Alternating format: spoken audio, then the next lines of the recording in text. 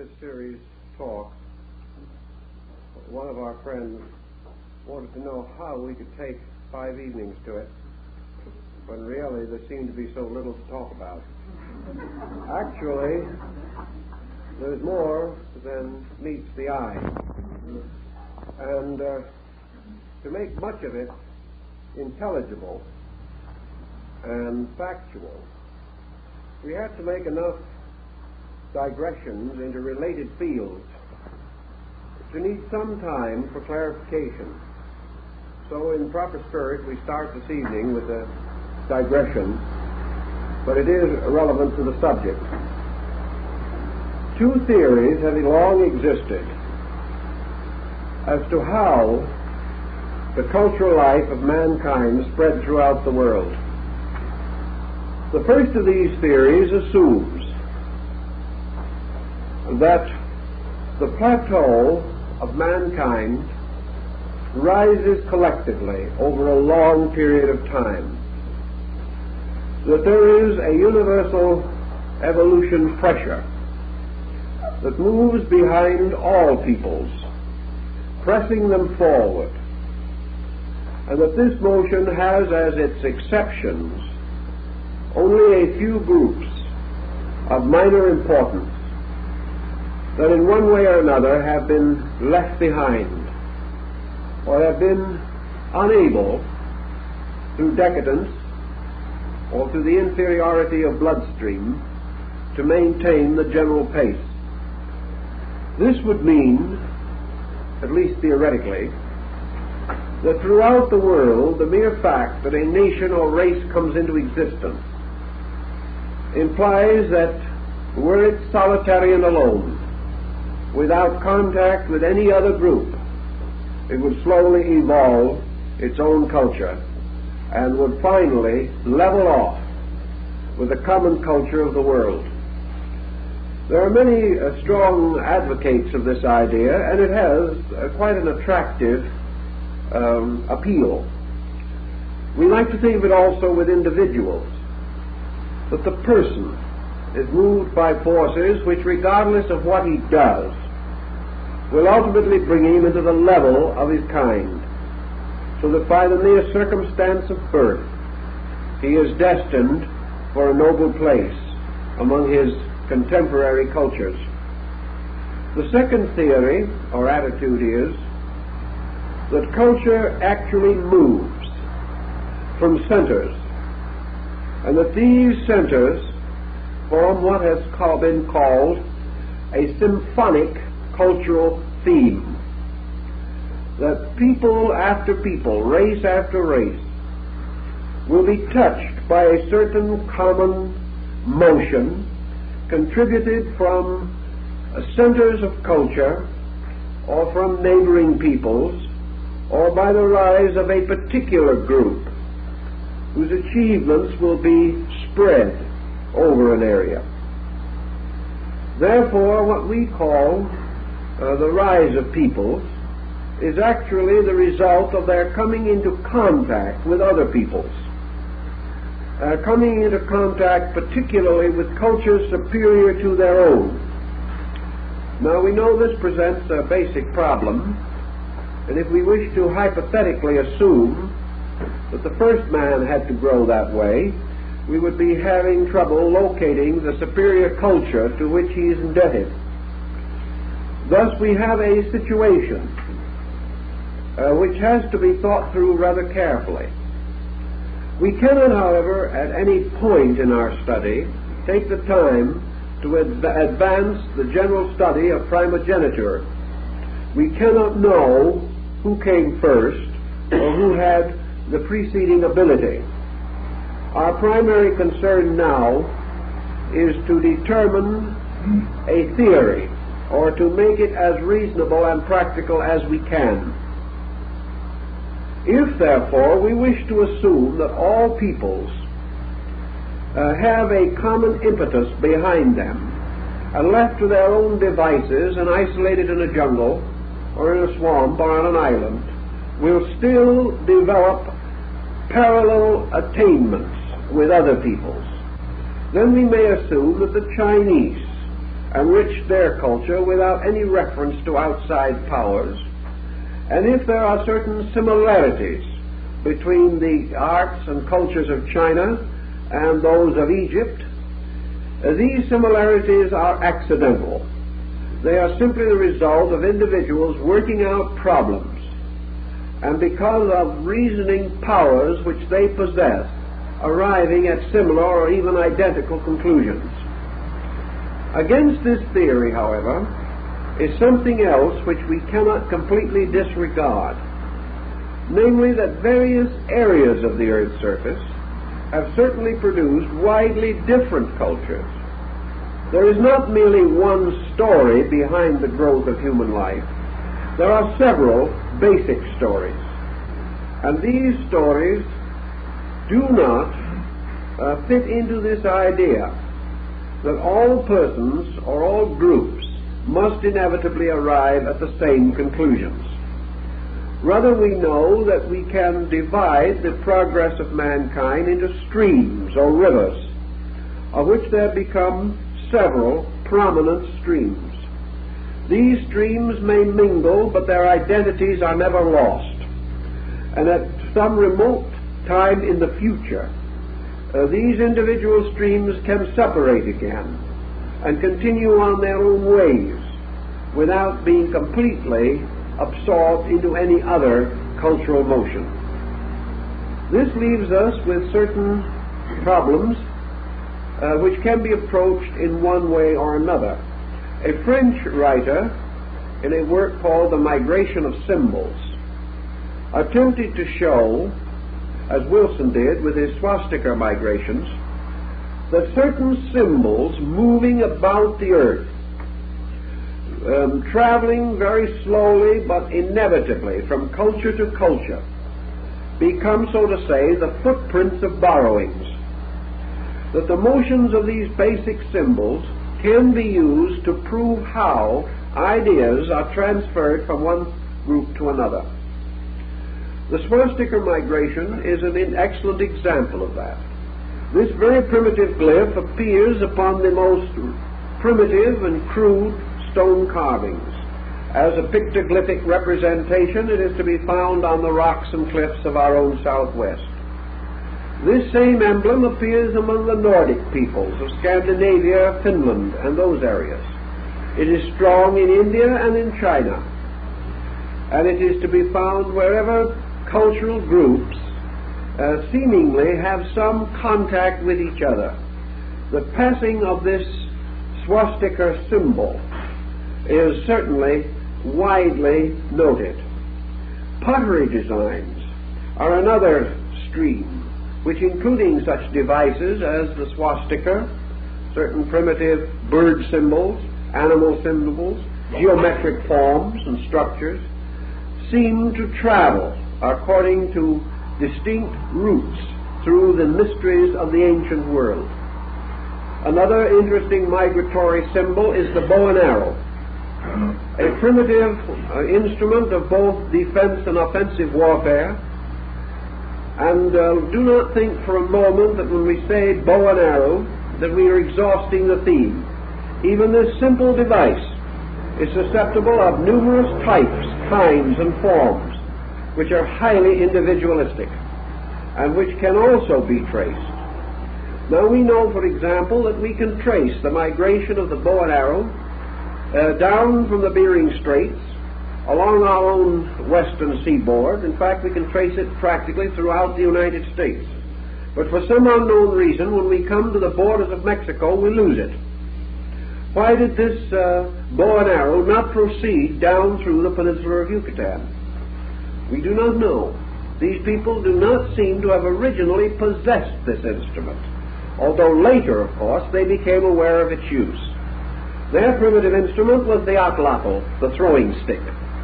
And this was their ancient and traditional weapon. Thus, this migration of the bow and arrow does not completely cover all areas any more than the swastika does, or the monolithic construction of ancient times, or certain types of drawings, carvings, and pottery, ornamentation, beadwork. the scarification of the skin, the development of various totems, taboos, and things of this nature. These all can be traced, and from their elaborate tracings, we are inclined to support the belief that these things did migrate, that there is a strong case for the belief that culture was contagious, that it passed from one people to another. We have already pointed out that nearly all ancient nations trace their origins to preceding nations, or to messengers, or to teachers, messiahs, and godlings, who brought to them a higher degree of culture than they, as primitive peoples, possessed. Thus, most nations do not claim to have originated their arts and sciences, but to have received them, either from the gods or from some other preceding cultural group. This leads us then gradually into the theme which we wish to emphasize tonight. For we are seeking further evidence of the Atlantic migrations, the Atlantic philosophy, and the Atlantic symbolism. And we want to start with a consideration of certain areas covered a number of years ago by the African explorer, anthropologist, and ethnologist, Leo Frobenius. Frobenius did a tremendous work in quietly meditating upon the origin of African culture. He realized that he was in the presence of a very ancient people. He realized also, as historians have since noted, that he was privileged to know only the remnants of this people. That wherever you turn in Africa, you are in the presence of traditions, of legends, of fables and myths, of allegories and doctrines, and also of the most strange, bizarre, and extravagant symbols. And Frobenius came to the conclusion that there were two distinct African cultures. One of these cultures was apparently indigenous. It originated somewhere within the boundaries of the African area. The other culture was not actually indigenous, although it had been resident there for a very long time.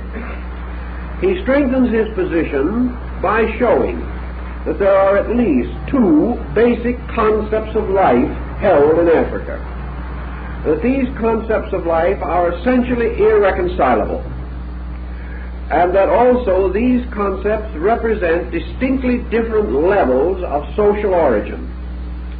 One concept is considerably more exalted than the other. One concept indicates a greater experience background than the other. One, the more primitive, would be likely in the area. It would be consistent with the gradual emergence of a very primitive human type, a type gradually struggling its way through thousands of years to final adjustment with its environment. The other type shows a completely different background. One of the points that Frobenius makes is that the indigenous type is dominated and permeated with a strange, subtle humility. It is the humility of the child, the humility of the primitive, of that which is growing up in a world of wonder.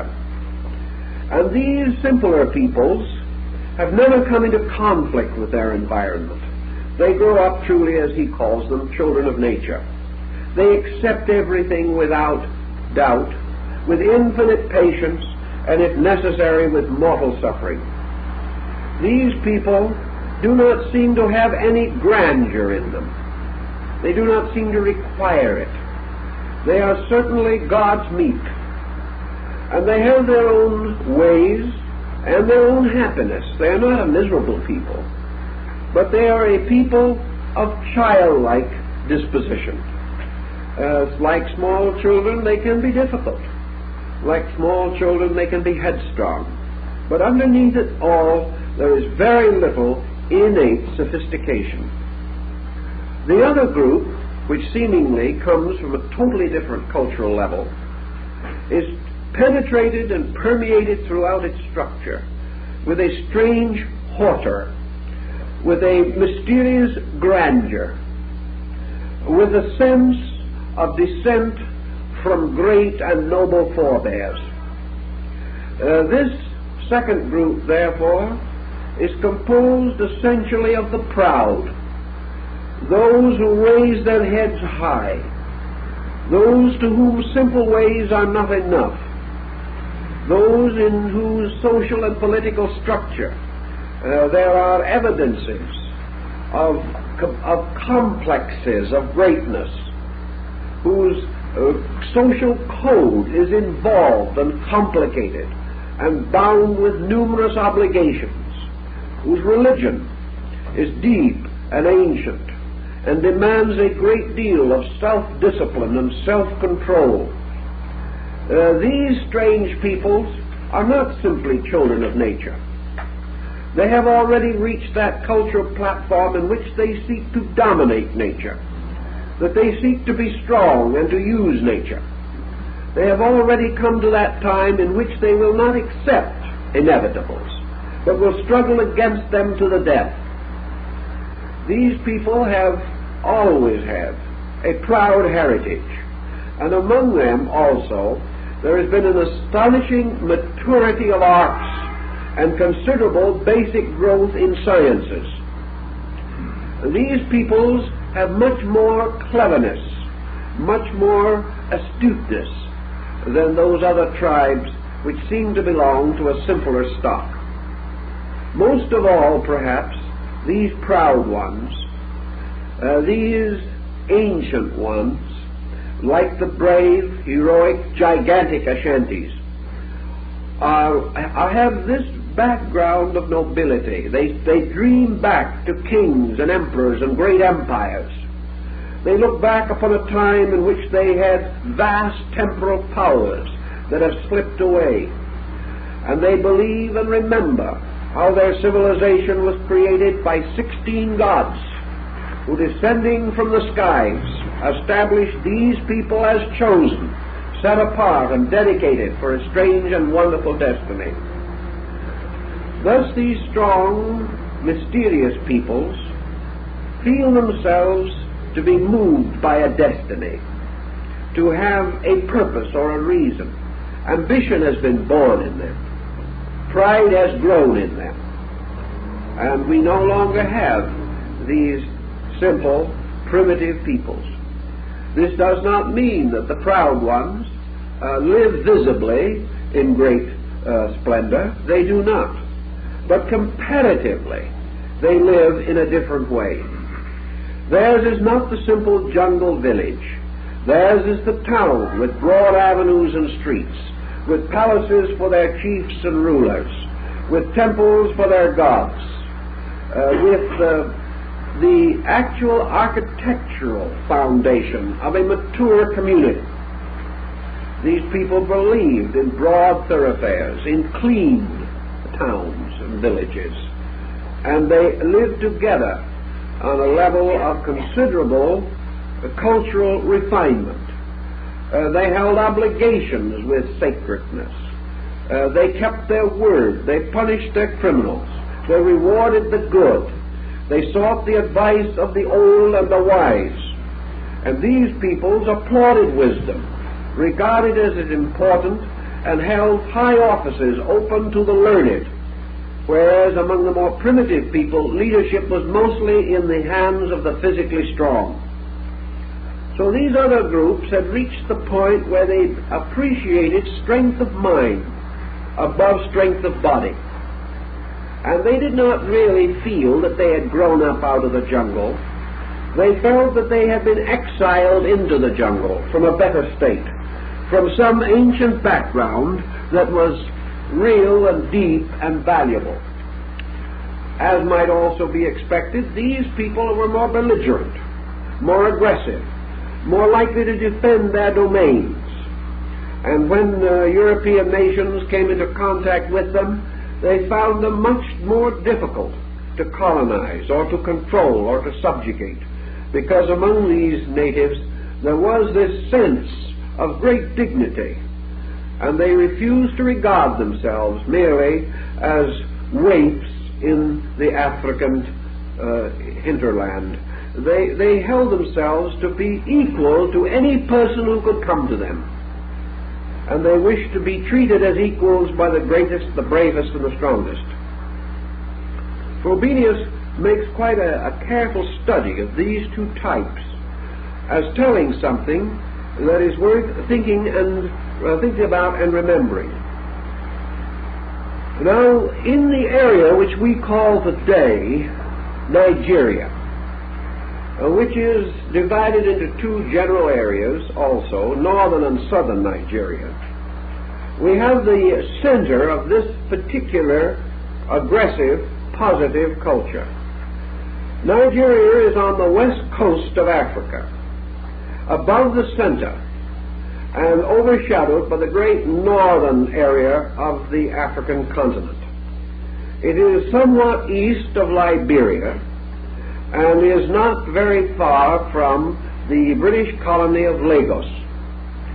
This Nigerian area has always been distinguished for a very progressive and intelligent people, capable of accepting learning perhaps more rapidly than most of the other African areas.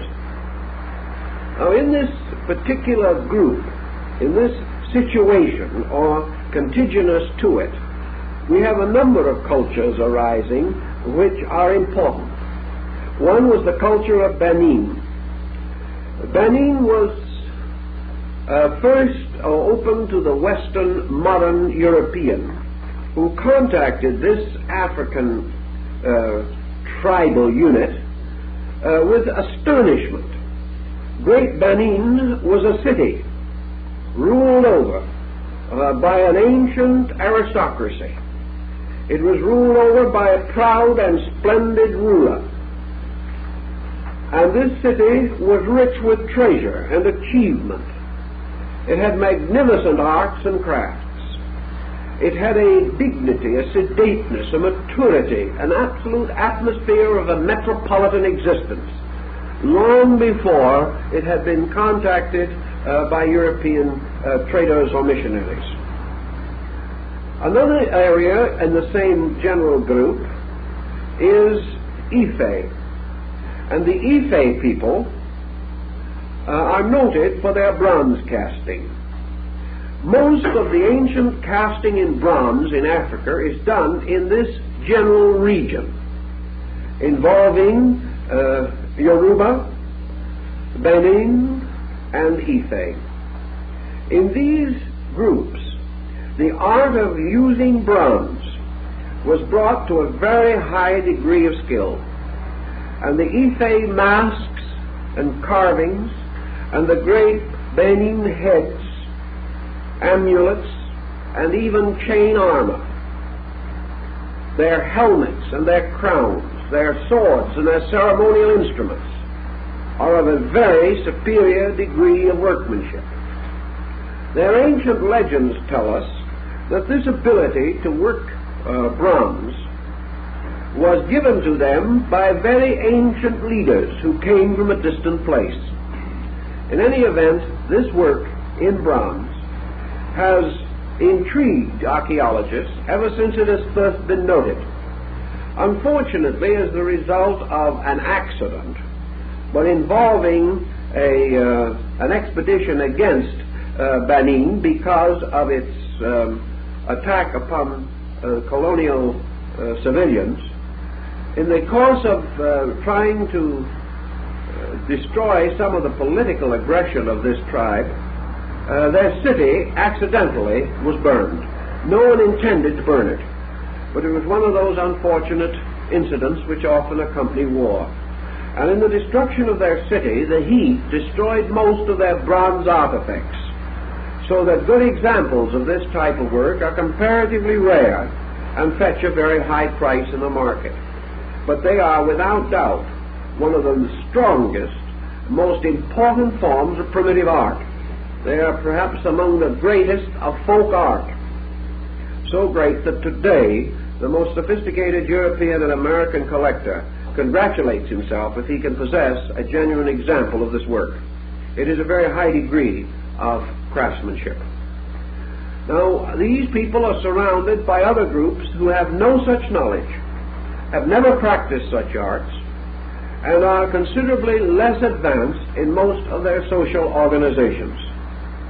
Frobenius, considering this carefully, would like to think that two cultures exist, therefore, in this African area. And while he does not actually say so, he is inclined to believe that the so-called primitive culture is much older than this sophisticated culture. That the primitive culture represents an almost unchanging primordial state down through the ages, a culture which will respond to civilizing influences much more slowly than that in these important but limited areas. He considers the second group to be more recent, yet of course ancient, but having achieved a great deal more of pressureful progress due to incentive and drive within the people itself, that they therefore represent two kinds of stock. And Frobenius definitely states in his book that he believes that the Ife people and the Yorubi and the Benin people are actually Atlanteans. He has studied the Atlantic theory very carefully, and he bases his contention upon a series of important factors.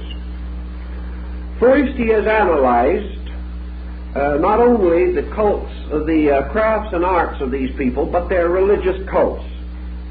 He observes in the religion of this area the tremendous veneration for the sea god. These people claimed or believed that they descended from a god of the oceans. This sea god corresponds very closely with the Poseidon of the Greek legends.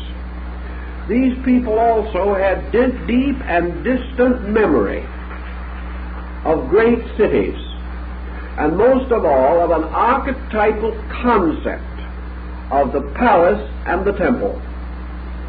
Most of your African people have no such archetypal concept, but these groups recognize what Frobenius calls the archetypal templum, the idea of the great and glorious sanctuary in the center of the life of the people.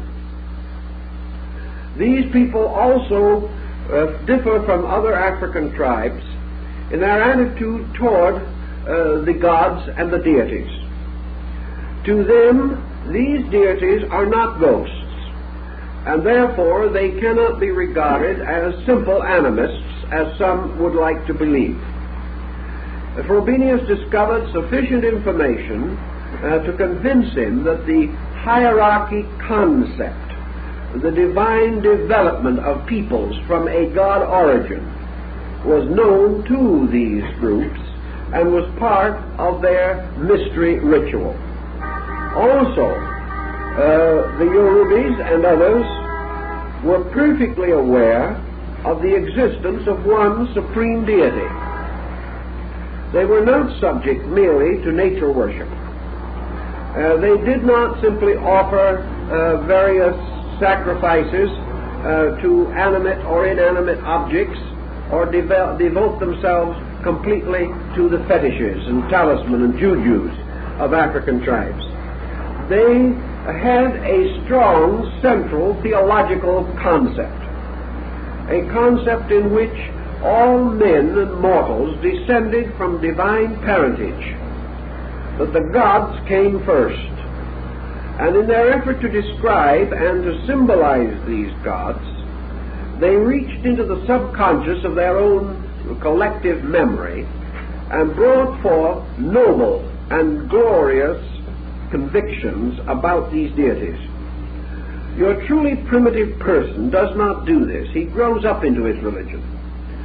But these people, such as the Ife, had the realization of a tremendously brilliant, glorious, divine world, a world of heroes, a world of persons possessing unusual talents, so that their gods were almost the equal, if not the equal, of the gods of the Latins and the Greeks.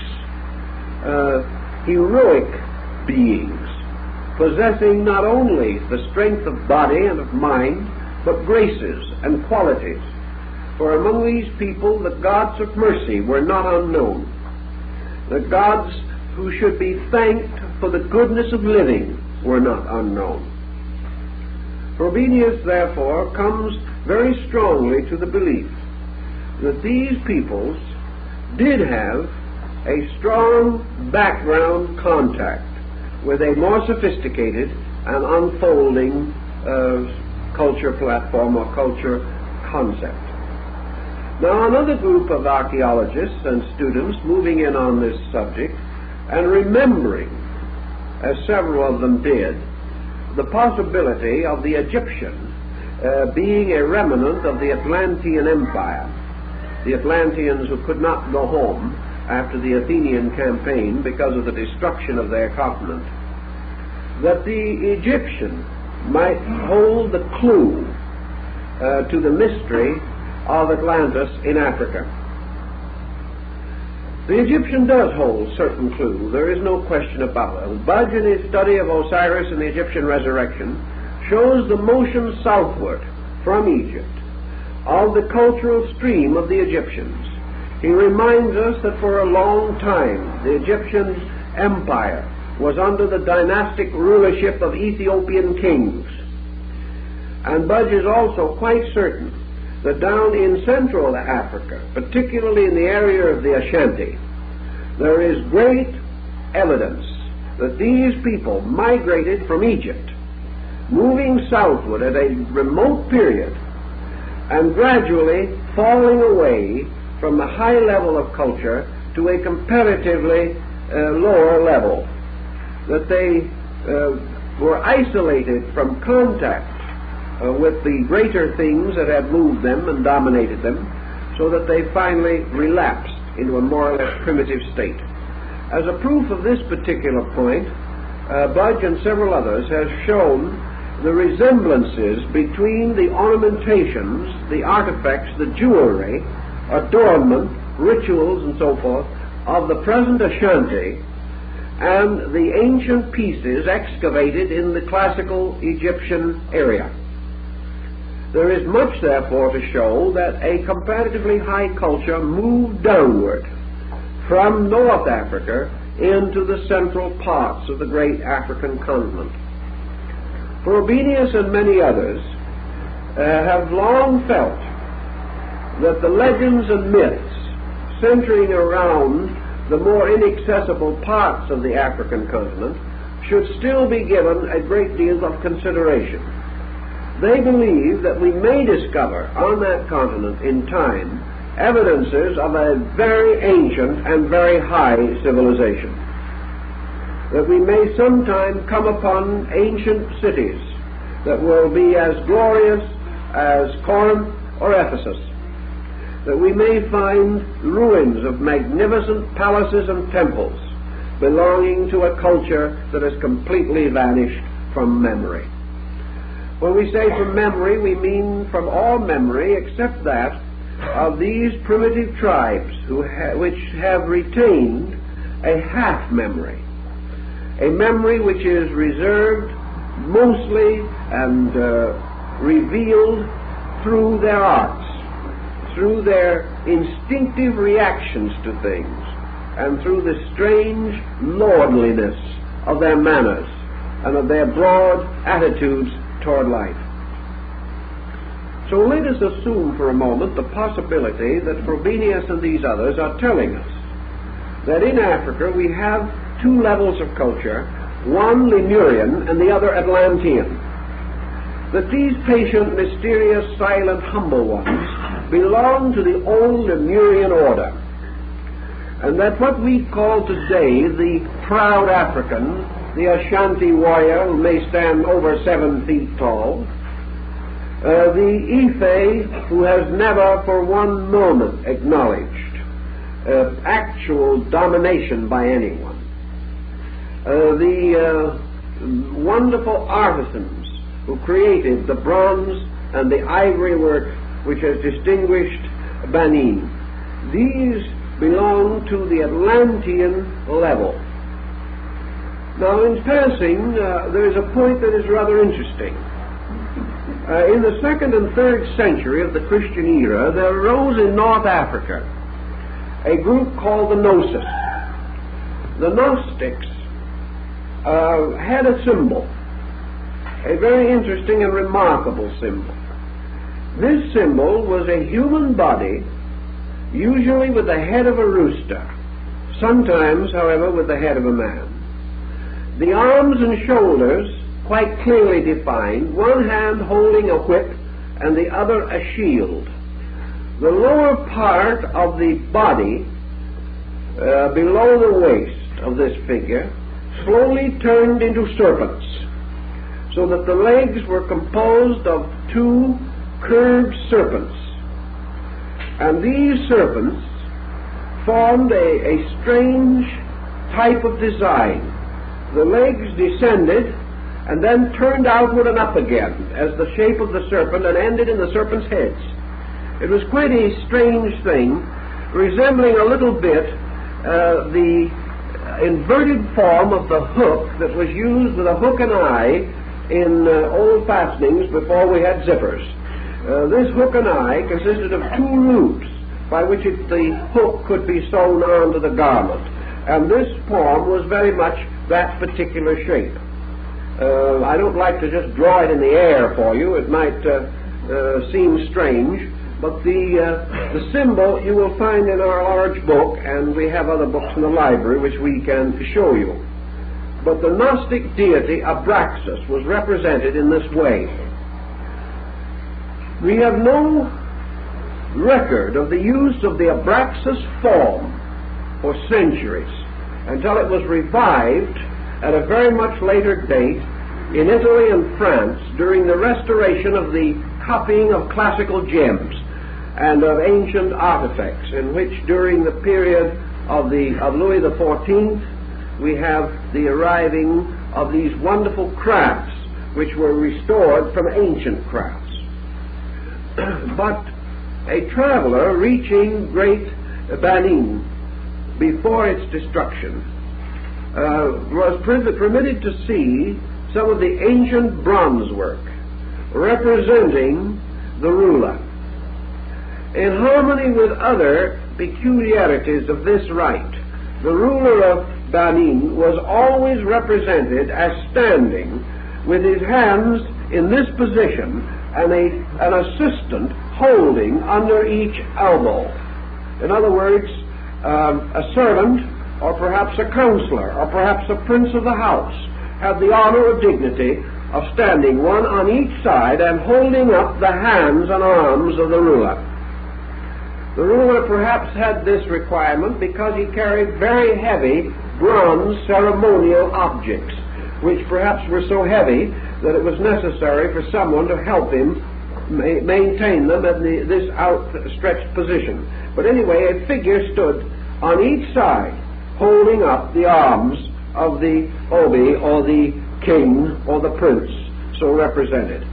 The interesting thing is that the lower part of the body of the ruler ended with these serpent legs turned up and out again, exactly like the figures of the Gnosis in the 2nd and 3rd century of Egypt. No other place on earth does the Gnostic symbol appear except in the area around the Ife culture. This has caused several persons to question whether at some time there was not a strong cultural tradition moving southward out of Egypt and going further and further into the mysterious hinterland. Now in this also we have legends, as Budge and Breasted have both pointed out.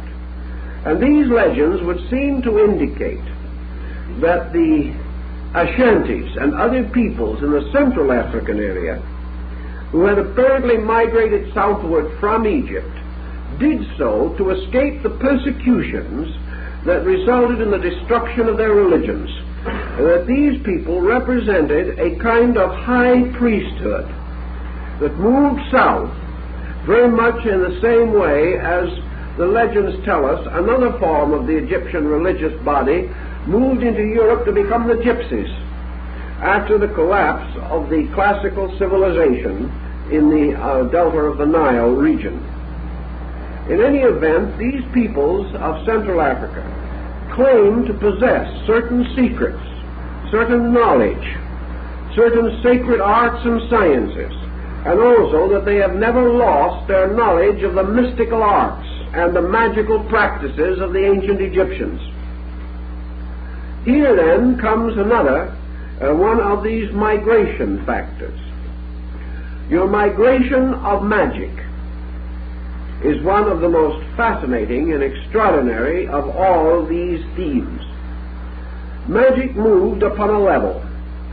It traveled into distant places, always associated with certain rites and ceremonies.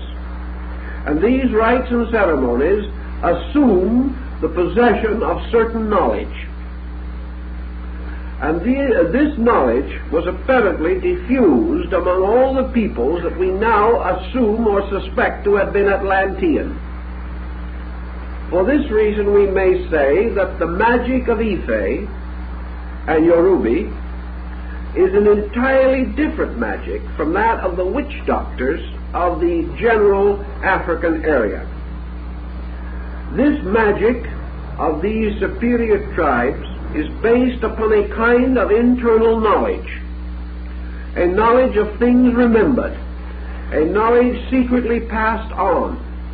And because magic is always the basis of the secret society in African life, we are not surprised to find that among these people the secret society is an extremely strong structure, just as it was with the American Indian, just as we find in the Mede rituals and rites, and also in the Pueblo rites of the Southwest. These rituals have to do with the reception of the child or the young person into the religion of his tribe. And this religion includes the conferring of certain magical power. The power to achieve certain things through prayer, through meditation, through the cultivation of breath, through the preparation of magical symbols and designs like the Navajo sand paintings. There was always the magic ritual. Dr. Churchward, not the Moo Man, but his brother, who was a well-known archaeologist, Dr. Albert Churchward points out that in the African religious rituals, we have, like in the case of the Han Society in China, a drawing upon old religious beliefs, old legends, and old lore, anciently known, but then apparently forgotten. In the performance of their rites, nearly all primitive peoples do one of two things. They either make use of a highly involved structure which stands for the purpose as a permanent part of the furniture of their community, or else they build a particular and special structure according to ancient and traditional lines. And here we can step across into the Polynesian area and into the Pacific region and find certain definite parallels. Even in an area as near to us as the Hawaiian Islands, the religious initiation rites anciently included the construction of a kind of building practically identical with the Jewish tabernacle. It was divided into a larger and a smaller room and surrounded by an enclosed courtyard. An initiation consisted of advancing from the west to the east through the outer courtyard into the larger inner room and finally into the sanctum sanctorum, where stood or reposed the emblem or symbol of the divine power. The initiation included circumambulation, or the traveling about these rooms. the meeting of certain dangers and obstacles, and finally, in the final degree of the ritual, the communication of the essential mystery or secret of life.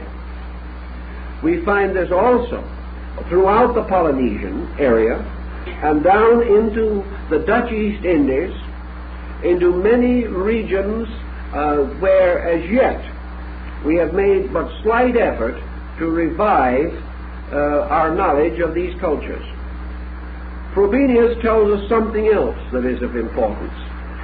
He points out the peculiar effect of foreign religious imposition on the lives of these people. He points out that at various times these African natives had been converted to other faiths. There were some of them converted by Muslims. They have also been converted by Christian missionaries and peoples of that nature. And in many instances, these conversions have led to a considerable improvement in the social life of the primitive tribes. But wherever these conversions touched these high people, these strong people, something else happened.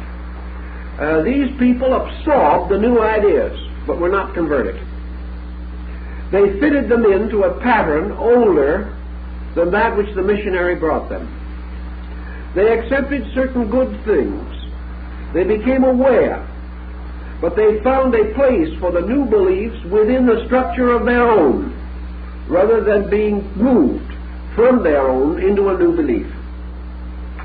He therefore comes to the conclusion that there has to have been, and still remain, a very great vitality in the convictions of these people, who were able to rationally adapt a new faith to their own, coming out with something that was better but still their own, a condition which we do not generally observe where these missionaries impact upon a truly primitive group.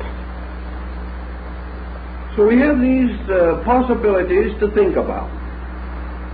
Now let us consider for a moment, both in the Polynesians and in the African area, something about this mysterious ceremonial of initiation, which may and often does include the construction of a temporary symbolic structure to represent a universal mystery.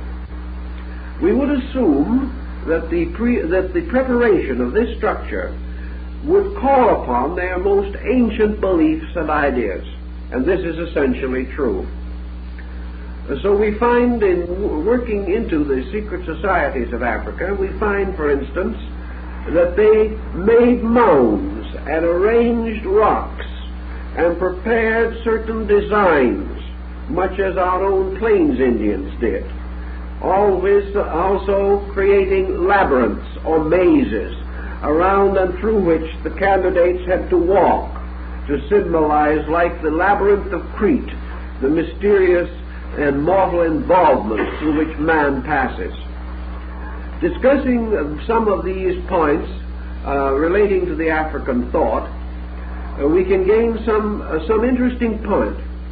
Their study of the heaven world, the universe from which this universe came, the orientation of our world in a space greater than this world, was known to the Yorubis and many of the other people. It was known to the people of Ife and also to the Ashanti. So what did they do? They symbolized the primitive world, the divine world, the home of the gods, by a mountain. They placed this in the form of a mound in the central or most sacred part of their ceremonial structure. It was from this mountain that life came. It descended down the mountain. It spread from this mountain all over the world. This mountain of the gods, or the heaven mountain, on the summit of which, in the sky, is the abode of the immortals, is certainly your Asgard, your Olympus, and your Meru. These people had some basic association with these older beliefs. From this mountain also there descended the will of the gods, the messengers, and the ancient ones. For the world was first populated by gods who descended from the mountain. In the ancient Indic culture, this mountain would have been the Meru, and the descent would have been upon the polar cap from which the great progressive development of continents was believed to have taken place. This Meru or Sumuru, this Mount Kailasa of modern India, represents without question to these people some part of the map of their homeland. The ancient symbolic representations of Atlantis indicate that the city of the Golden Gate was upon the side of a mountain, and that the entire Atlantic area was surmounted by a peak, which was the abode of the gods. This seemingly was the place of the sacred city, and the people of Africa also regarded their origin as from a divine world where there stood a sacred city, and that this sacred city was the abode of their most remote progenitors.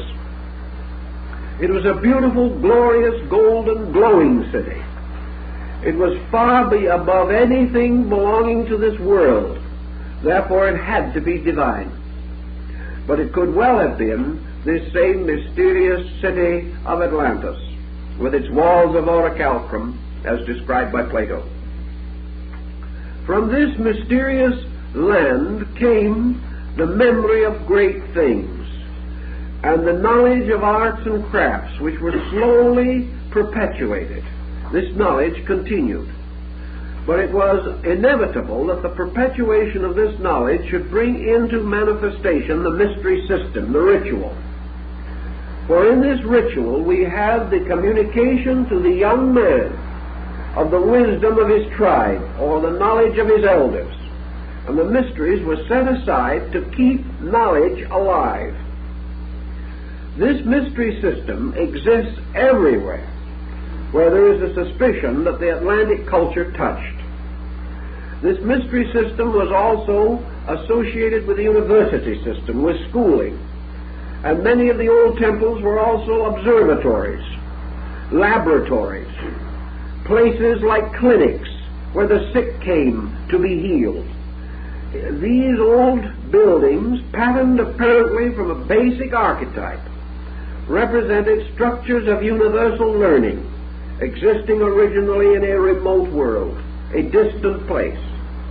And as time went on and these peoples wandered from this land, they could no longer build such temples, they could no longer leave such monuments, but they left in the place of them symbolic ritualistic structures, each one of which was in memory of the great building. Higgins, in his Masonic researches, points out that scattered about the world are a series of magnificent and ancient ruins. Each one of these ruins is in a way equally mysterious. We have very little satisfactory account of their building, or even of the time in which they were built. Many of them stand now deserted in jungles. What happened to their peoples we do not know. Two good examples of these deserted areas, deserted even after the rise of European culture, would be Angkor Wat in Cambodia, the great center of the Khmer culture, and the peninsula of Yucatan, the great center of the later Maya culture in the Western Hemisphere. Both of these areas were deserted within the last 1,000 years. No one knows why. No one knows what happened to the people. And there is really no knowledge as to the basic design, purpose, or pattern beneath these great remains. We study them, however, and we come immediately to one realization. All these monuments are built upon one grand theme. In every case, they represent a complex of structures surrounding a central mountain, a great raised place in the middle. This raised place is usually surrounded by a square, and down the faces of the square descend the great staircases which lead to the four directions of the world. This is the motive in the central building of Angkor Wat, and it is the same motive exactly that we find in the temple of Kukulkan at Chichen Itza in Yucatan. Also, in Angkor there is a great balustrade of serpents, and at Angkor there is the same development of the great sea serpent theme. This comes back to us at Chichen Itza, for the balustrades of the Great Pyramid are conventionalized serpents, and at the foot of each of the great staircases is the head of the serpent. Thus, the combination of the pyramid and the serpent occurs in many areas, and wherever the pyramid arises in mythology and legendary, it is universally assumed that it represents a great mountain. It is a symbol of the world mountain, the mother mountain, the great mountain of the Jains in India, which is the axis mountain of the earth. Also, this mountain is always the abode of the gods, and always in the uppermost and highest part of this mountain will be the sanctuary of the deity. At Jakarta in Java, we have also the great Buddhist monument, the Borobudur. Here we have likewise the basic square structure surmounted by circular terraces, climaxed or crested with a dagoba or tower, which originally contained a relic of Buddha. Up each of the faces ascend the staircases, and the ornamentations include serpents and dragons. All of these buildings, therefore, have something to do with the book of Revelation, where there is a reference to the city foursquare with its gates, and in the midst of which is the glory of the Lamb. In Africa, in Polynesia, in China, in India, in ancient Greece, North America, South America, Central America, this theme is infinitely repeated, and it is the opinion of a great many scholars that there is only one reasonable solution to this, namely that we are in the presence of the dominant culture theme of the Atlantean era or epic, namely that the great symbol of the Atlantic world was their own glorious city, the city from which all of their culture came, their university temple city, and that all these mountains represent the great temple of Poseidon, ruler over Poseidonis, this wonderful temple on the top of a peak, or at least well on the side of a mountain, and remembered as a kind of center where learning, wisdom, and the divine laws were kept. For it was in the temple of this god of the sea that the ancient tablets were preserved, giving the will of the gods for mankind. If people migrating in various directions and at various times had traveled in different directions from their motherland and had sought finally to establish their cultures again, they would not have the fantastic wealth or the tremendous number of skilled laborers, or probably the wonderful basic materials with which to work. Remember, these people were scattered by a great catastrophe. Most of them escaped only with their lives. They found themselves in primitive worlds. They found themselves far from the familiar and the known. But at the same time, they found themselves likewise with a great gratitude in their hearts, regardless of the tragedy and horror that had come, the great darkness that had swallowed up their city with fire and water. They had been spared, and it became essential for them to restore their religion, to reestablish their faith wherever they were. Even as the children of Israel, moving in the wilderness for 40 years, found it necessary to the preservation of their faith that they create a tabernacle which was portable, which could be disassembled and reassembled as need arose. So these other people wandering about undoubtedly created various types of structures. They created according to the available materials. Where they remained long and established powerful centers, they built much more massively and much more permanently. And where their sojourn was brief, they naturally left less permanent and less solid remains. But around the world and in the passing of time in their strange wanderings, these people left culture after culture behind them. We do not know why. Perhaps they were driven out by the rise of other peoples around them, or as some have suspected, they perished or were forced to leave because of the impoverishment of soil and some basic lack of knowledge of hygiene or sanitation. Perhaps they were unable to survive in climates and conditions distant from their own. Perhaps they destroyed their food supplies and were unable to replenish them. For in Central America, certainly, one of the great themes in the whole area was the impoverishment of soil and the necessity for the annual burning of the land in order to provide food. Perhaps some of these structures also were placed in inhospitable climates where it was not possible for the people to live and remain healthy, as in the morasses of Palenque in the Mexican area. In any event, these buildings were progressively left. Perhaps in some cases these people were overrun by other tribes who led them into captivity. And again, it is possible that race suicide destroyed some of them. But all around are the bones of these ancient structures.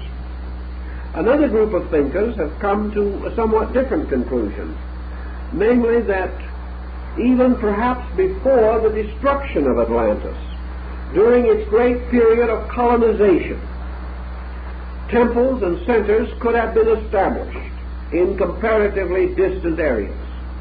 For instance, we observe the spread of religion in our world as it is today. We note the wonderful buildings in France and in Germany and in Italy. We observe also that fine religious structures have sprung up on our hemisphere.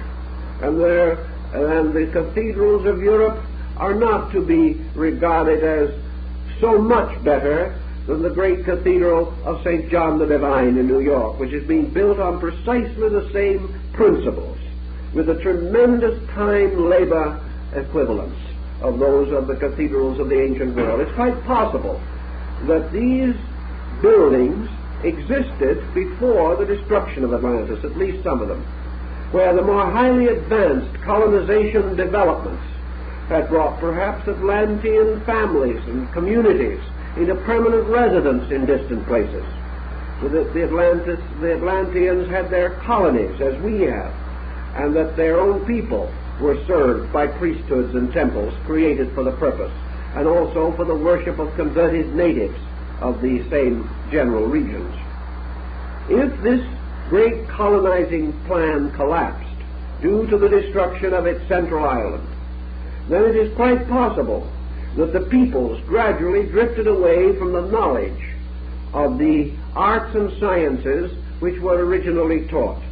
Budge brings up the Osiris legend in Egypt of the destruction of the good god by Typhon, who is the symbol of storms and violence, and considers the possibility of an Osirian era, an era of wisdom and light, destroyed by flames, fire, war, pestilence, and death. The same thought occurs in Central America, where the god Quetzalcoatl is finally destroyed by a fire spirit, who corresponds very closely to the Typhon or Set monster of the Egyptians. If then it is conceivable that the Atlantic culture represented the establishment of powerful institutions, it is also quite understandable why the legends continue to remain that at one time man possessed divine knowledge, that he possessed the secret of all things, that he possessed the word of power. In Egypt, He possessed the mysterious power represented by the unsated cross, or the Kreuz and Satter, the key to the mystery of eternal life, the key to the true meaning of God and to the sacred name, symbolism which we find in Egypt, where the goddess Isis throws Re, the sun god, under a spell, and finally forces him to reveal his true name, which is the word of power. In the Egyptian legend, the death of Osiris resulted in the loss of the word of life. The death of Osiris could be very symbolical.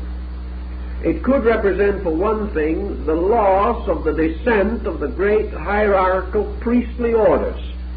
With the destruction of Atlantis, it was no longer possible for disciples and students to reach this great center of learning and be duly invested with the secrets of divine magic. Therefore, by degrees, these temples scattered about the world, for loss of the great central spiritual authority, fell into decline and to decay. They were served for a time by priests who used substitute rituals, who found various ways to perpetuate as best they could the old rites, but with no longer the civilizing influences, no longer contact, with great problems arising and the decadence of their own local groups, these buildings fell into decline and were gradually forgotten. There is also, of course, the very definite possibility that these great temples, variously located, were never actually cities, that they were universities or schools like the great Nalanda in India, and that there were no communities around them, and that they were always in the midst of jungles, as in the rites of Xibalba among the Quiches of Central America, and that pilgrims and truth seekers journeyed into these inaccessible areas to receive instructions from venerable orders of priests who never mingled with mankind. If these venerable orders gradually died out, the buildings remained in the jungle, which gradually also encroached upon them until they disappeared from the sight of medieval or even ancient man. All of this complex of buildings, variously but magnificently located in the most important culture zones of the earth, apparently designed with the skill of advanced geometry and with a wonderful knowledge of building materials. Buildings in which great structures were held together solely by the lacing of their own carvings, or as in the case of the Great Pyramid, where the stones were fitted together with cement no thicker than writing paper. And this cement so strong that it is easier to break a stone than it is to divide it from another. We do not know all of the answers, but we begin to suspect that there are answers that are different from what we have believed. We know that the builders of these monuments were great experts in architecture and art, in mathematics and in astronomy. We know that they worshipped astronomical symbols, and that among their buildings many were actually dedicated as observatories. We know that these people are not the ones whom we find scattered in little thatched villages around these monuments. The modern peoples claim descent from these older ones, but they claim a descent of gradual forgetfulness. They do not remember their forebears. Many of them do not even speak the ancient languages of their gods. They are now merely remnants, looking as astonished as the average tourist upon the shrines and temples of the past. While I was at Uxmal in Yucatan, one day a whole group of Mayas, we call them 100% Mayas, they really were, came in a kind of a bus from one of the neighboring towns. They were tourists visiting their own ruins. None of them had ever seen them before. And they were as amazed and dumbfounded as any absolute stranger. They did not have a memory of who built these structures, But among the old men, among the ancient ones, there were legends. Always there are legends. And these legends had to do with times long gone by when a race of gods walked the earth. Same legends in Africa. Same legends among the heroic peoples of the Polynesian Islands. Here in Samoa, in the Hebrides, and in all through this area, children initiated into the rituals of their tribes watch the building of the sacred mountain and learn again that it is from this ancient mountain that the laws of their people once came, as these laws thundered from the crest of the blazing volcanic peak of Sinai. All these legends. And there seems to be some meaning for them that they should be so universally distributed. Now, it is interesting also to trace what you might call this distribution story in areas very far removed from the Atlantic Ocean. We could imagine that any group of people inhabiting the Atlantic shore, either on the eastern or western side, would be somewhat acquainted with these stories, especially if they related back to the old legends of their people. But why should the people of Tahiti or one of these islands in the extreme opposite side of the world, natives of Madagascar, or why should the primitive peoples of the Philippine Islands have similar stories? Yet it is true that the primitive records of the natives, the old forgotten natives, like the Batus of Sumatra, the very old ones, the Bushmen of Australia, these people all record that long ago, once upon a time, there was a great deluge, and this deluge destroyed the great lands and changed continents into oceans. And at that time, great cultures, great races of giants, races of heroic beings, even the gods and demigods themselves, vanished away in a Ragnarok of fire and destruction. How did these people find out about it? What is the reason for their memory? Why is the story of the deluge still carefully traced upon the totem poles of our Alaskan and Canadian Indians? Yet they have their deluge myth, just as surely as did the people of Mesopotamia. There has to be another and a little more light cast upon this situation. Assuming for a moment now what we must assume from actual available record, there should have been, and well was, a long continental shelf extending out from India and involving part of Australia, a tremendous area, on which most of what we call the Polynesian and Malaysian Islands, or Melanesian Islands, are a part. That just as surely as we had a continental shelf in the Atlantic, we had a vast shelf in the Indian Ocean, a shelf of land area perhaps as large as that we associate with Atlantis. It is difficult to imagine what may have happened. It is possible that at a very remote time, the sinking of this Lemurian shelf in the Asiatic side, the Gondwana land of ancient legend and lore, resulted in the emergence of Atlantis. Or it is possible that the great cataclysm which destroyed Atlantis also shook down this Pacific shelf, causing in that way what might well have passed to be something more important than we think of in connection with Atlantis.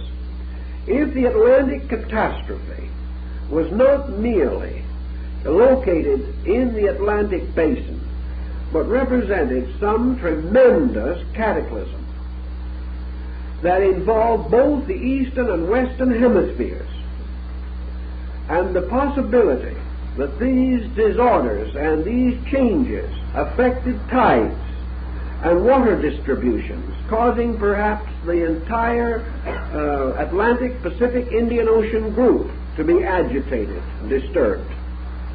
Then perhaps we could understand why the peoples of the Eastern Hemisphere could have and would have a similar story.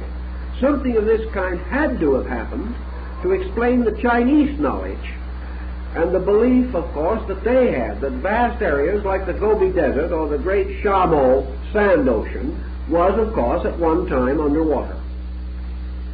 All of this points out not simply a local catastrophe, but perhaps a much larger one, one of greater magnitude, greater significance, in which two or more poles of a great disaster struck nearly at the same time, or close enough for their historical backgrounds to be interwoven.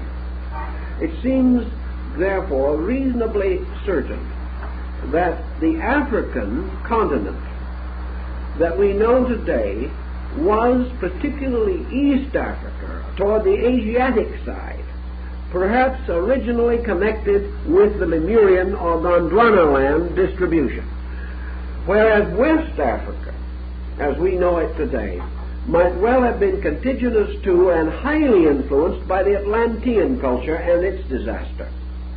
This would support the belief of Frobenius that two distinct cultures, one much older than the other, flourished together on this continent.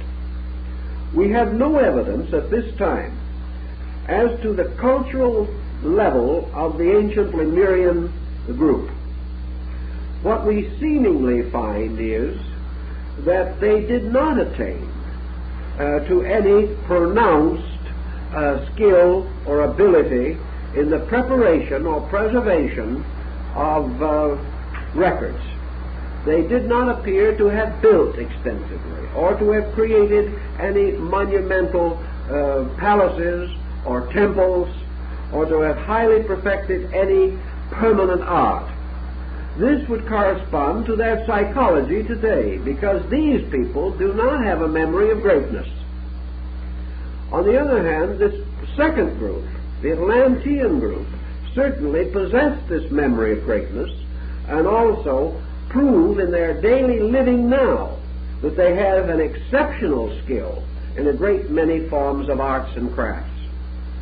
If then we can assume that the Atlantean group may have been the earliest to have left strongly and clearly marked culture, we may then assume that the Lemurian culture, whatever it was of such an impermanent nature that it did not actually survive. There is the possibility that these people did have a knowledge of monolithic stones and the simple methods of moving them as preserved today in the remnants of Easter Island. Easter Island is regarded as a Lemurian remnant. Actually, however, we have no proof of this. We might just as well assume that these statues were the result of an overlay of Atlantean culture later, because they do show some primitive knowledge of engineering, which up to now we have not been able to associate with Lemuria, but which we know flourished in Atlantis. Now let's think for just a few moments about the idea of the Atlantean mountain in its relationship to group pyramid construction throughout the world. The pyramid, of course, as we know, passes through innumerable variations and refinements. At its beginning, there seems to be the tendency to regard it as a copy of something. There is no doubt that the pyramid builders throughout the world were building from an archetype. Either in their memories or in their records, they were copying something. A pyramid such as that at Cheops does not accumulate, nor does the great pyramid structure which has been recently found in China indicate that these people were merely massing things together. This building program was purposed. And the pyramid, wherever it stands, is a symbol, as it was in Egypt, of the world mountain. And the World Mountain almost certainly was symbolic of the first enduring religious structure that man knew, and that was the great university system of Atlantis. Prior to that time, we have no evidence of anything that could have been copied. But this could have been copied. Another point that is interesting is that where these pyramids appear in different parts of the world, their architecture is startlingly similar. There are certain modifications, and with the passing of time, the symbolic pyramid idea began to disappear under elaborate ornamentation, which itself is a sign of decadence. However, the buildings basically are great mathematical solids. They are built approximately in the same theme wherever they are located, and with the exception of local embellishments belonging to later cultures, they are very simple, monumental masses of structure, essentially resembling what we call the Pyramid of Egypt. These pyramids, therefore, seemingly all come from one purpose and design. Now, the idea that we have that the pyramids were the tombs of Egyptian pharaohs is a matter of moot question even now. The Great Pyramid, certainly the oldest, and the archetype for most of the others in Egypt, was most unsuitable to be a royal crypt. It presented serious obstacles for the functional uses we assume inspired it. For example, we can have no understanding as to why ventilating shafts should be provided through 200 feet of masonry to give air circulation to a tomb. It was not done in the case of ordinary tombs. If it had been part of the religion of the Egyptians that their deceased must be given air ventilation, it might be different, but there is no indication that such is the case. Also, if such is the case, why were these air shafts blocked at their inner ends with slabs of stone so that they served no function whatever? Yet these stone slabs are contemporary with the original building. We have no understanding of such procedure. The sarcophagus in the king's chamber is simply not adequate to receive a human body. It is too small for the ceremonial wrappings used in connection with the Egyptian dead. It seems much more like a font than it does like a sarcophagus. Even a comparatively unimportant second or third grade prince would have had a sarcophagus 3 times the size of the one in the Great Pyramid. And yet this was supposedly for the King of Kings, the ruler of them all. Even without additional mummy wrappings or without additional means of the preserving of the body, it would have been difficult to simply get the corpse into the sarcophagus. Something else was evidently intended, and the tomb idea was imposed upon it later. What the building was originally intended for must cause considerable thought, unless we again assume that it was copied from one of the sacred structures of the ancient Atlantean Empire, that it had a meaning deep and mysterious for these people, a meaning which perhaps rooted in their religion, in their spiritual conviction, and was used in connection with the initiatory rites by means of which their knowledge was transmitted. This is quite conceivable also in the fact that there is a well-established report that Plato was initiated in the Great Pyramid. Yet at the time of Plato there was no visible entrance. Therefore, such entrance had to have been through some subterranean connection between the pyramid and other structures. Rumors of such a connection have long endured, but the connection has not yet been clearly identified. But this does not mean that it did not exist. Harmachis, the great Sphinx, is another riddle that goes back to an old way of life. The composite Sphinx monster perhaps is again part of the Atlantean story, having to do with their religious system and rites.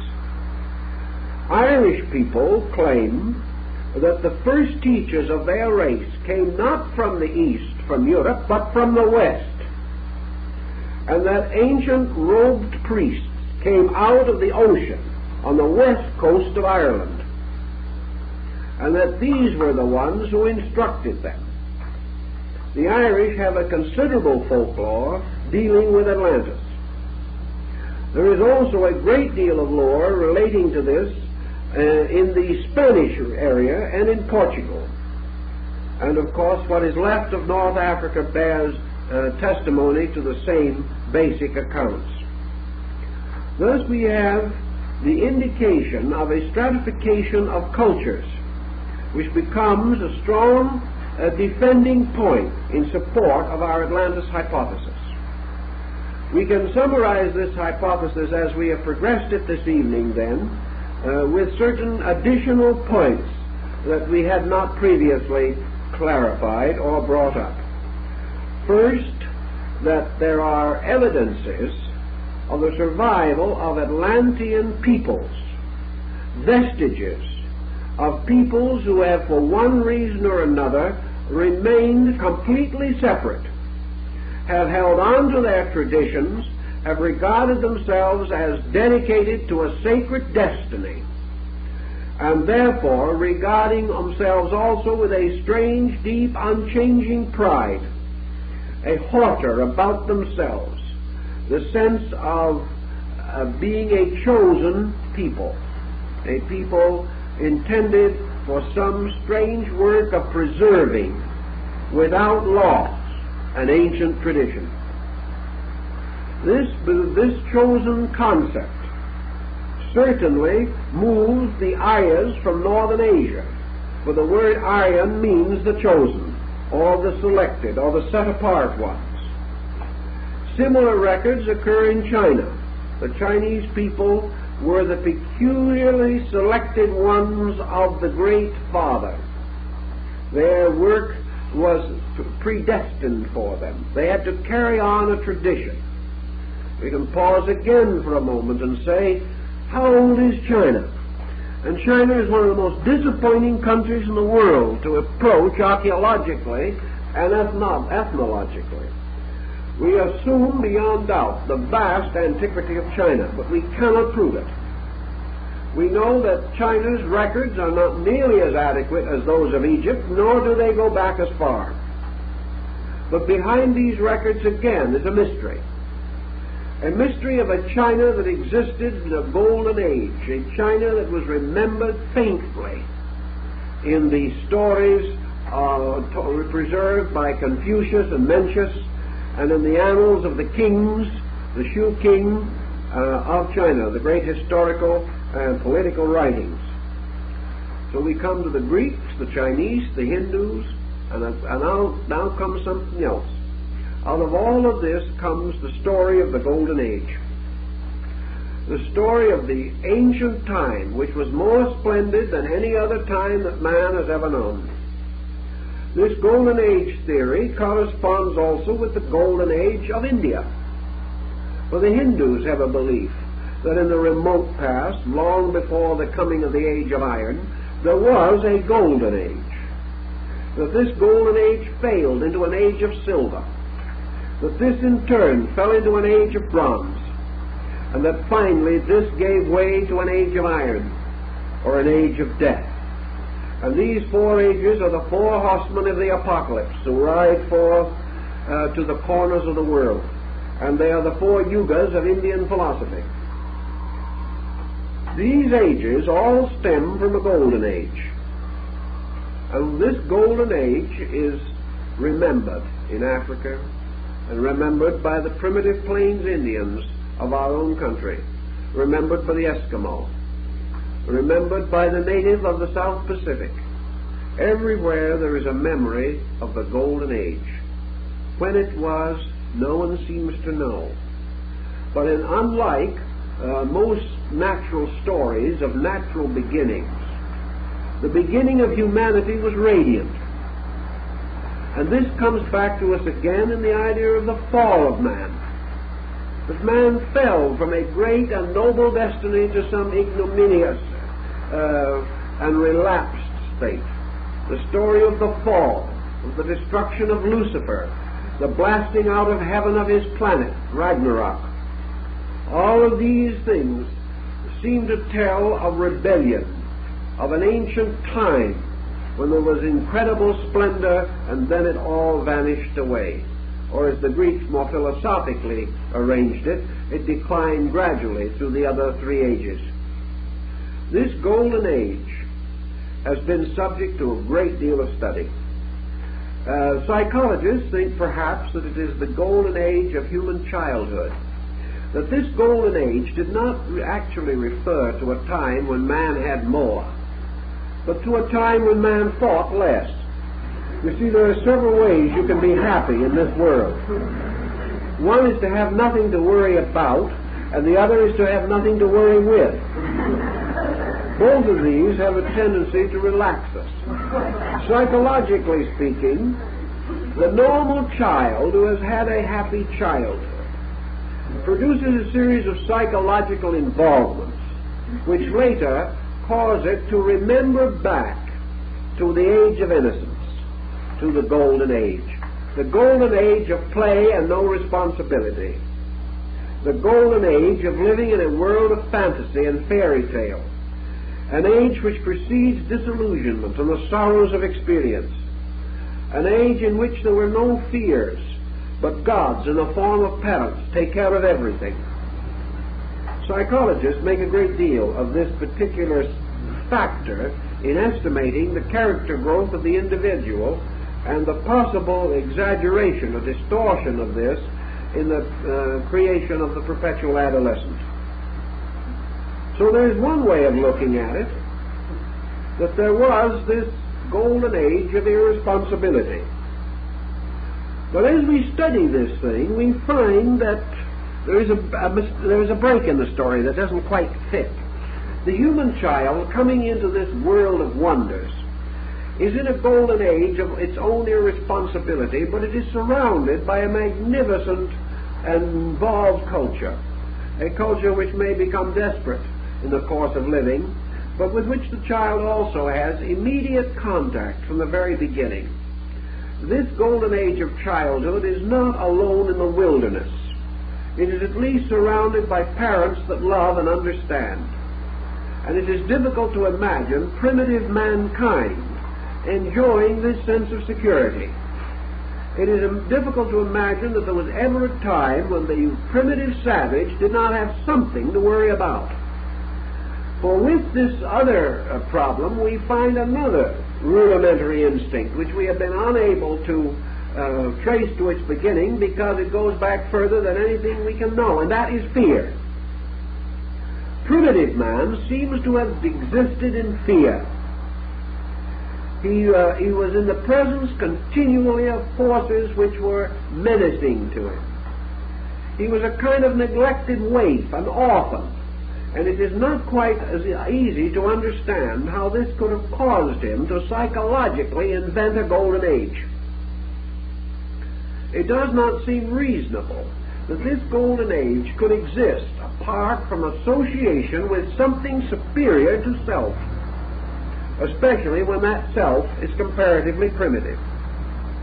It would be conceivable, however, that the concept of a golden age could exist. Was there an archetype for it? If primitive peoples had lived near or upon the outskirts of a great and glorious civilization, which perhaps like a paternal colonizing agent did protect their physical needs, did make it possible for them to pass through a happy childhood, to a degree at least, those particular peoples might have had a golden childhood. Even then, however, there is evidence, as in the case of many children, that this golden childhood is burdened with fears, and that even the best environment cannot prevent the child from ultimately being exposed to that which causes fear. But the whole concept of a golden age does not fit into the theory that man rose from the beast and by the Darwinian concept gradually emerged into humanity through a sort of anthropoid missing link. Something is wrong with the picture.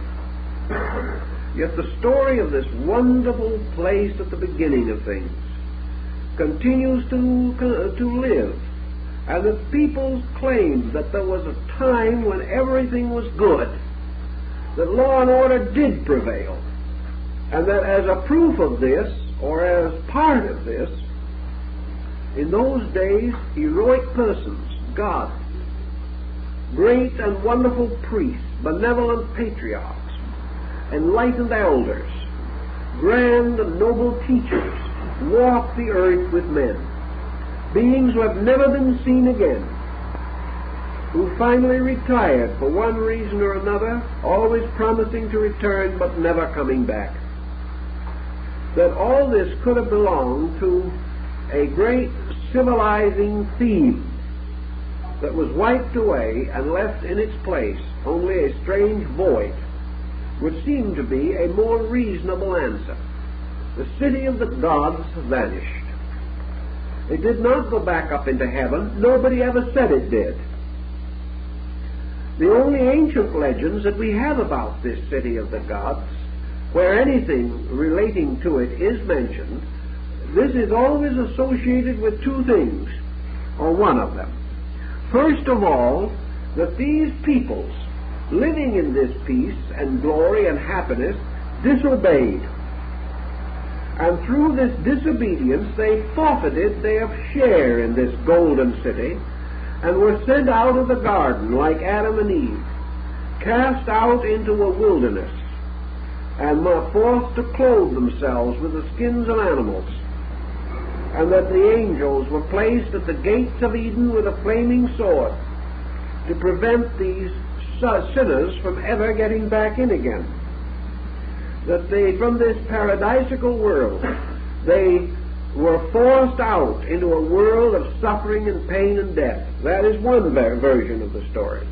Where the fall version, or the descent of man, or the loss of the divine prerogatives, is not present, then we have the simple account that at an ancient time this world of the gods was destroyed, that it vanished, that it wasn't there anymore.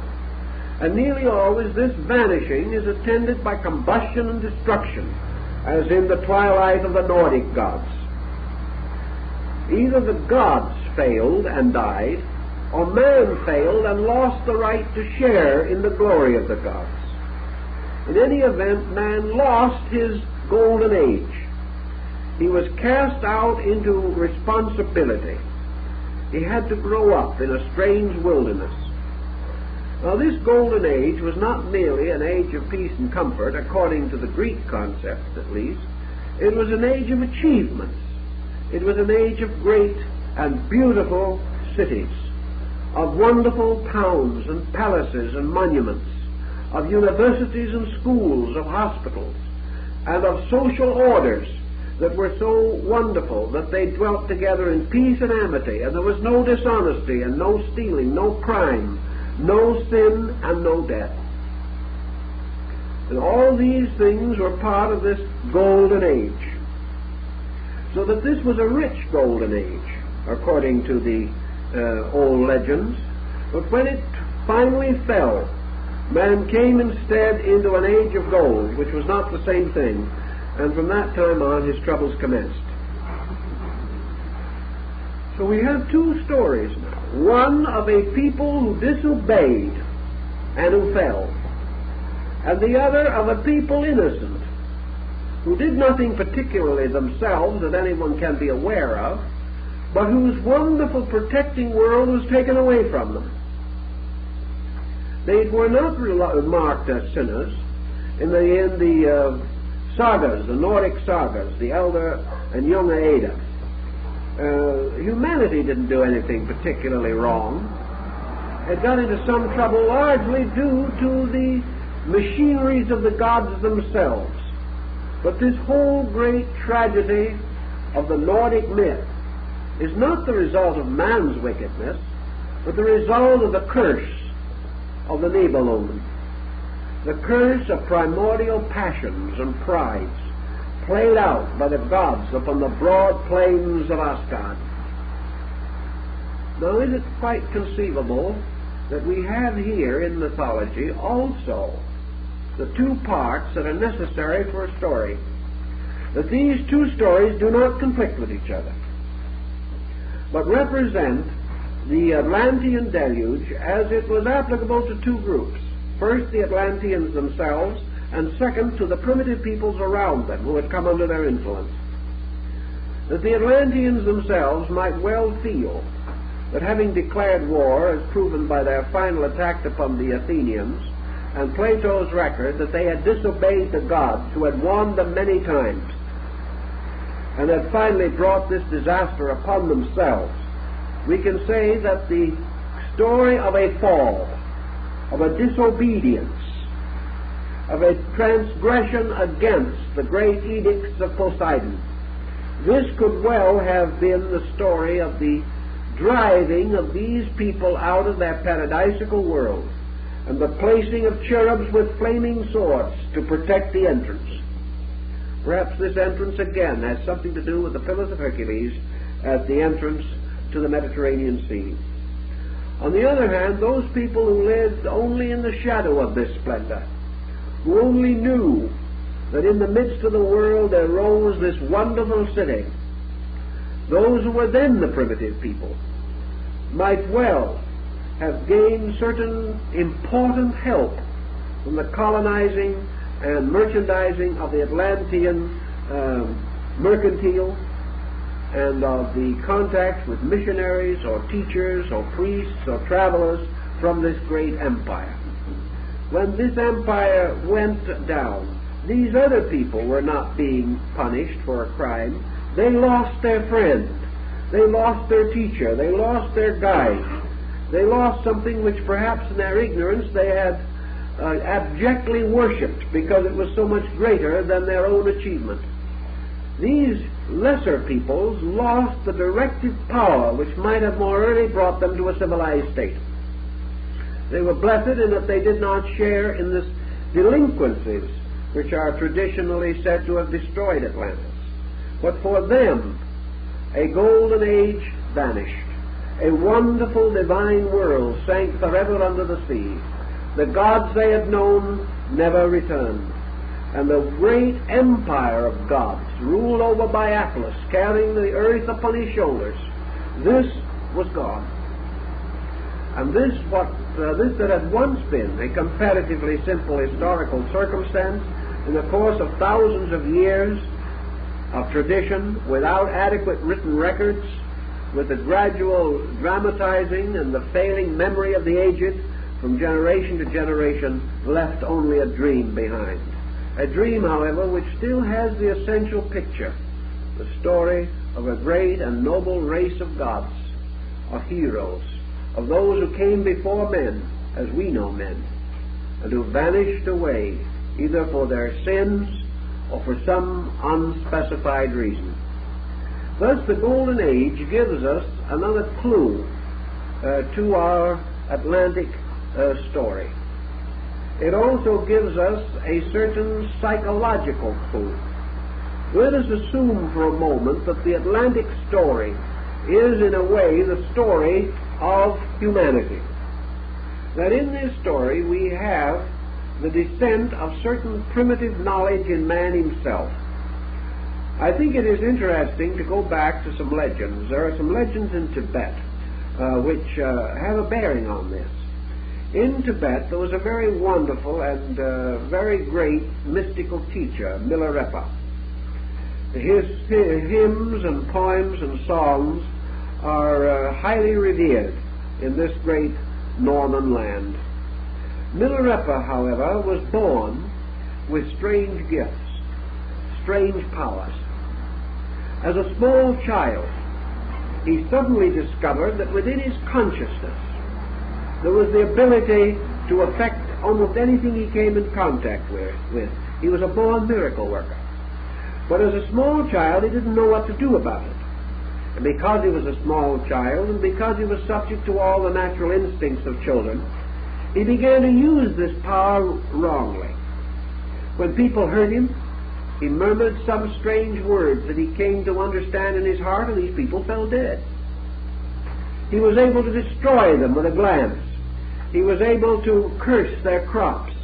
He was able to cause their cattle to be barren.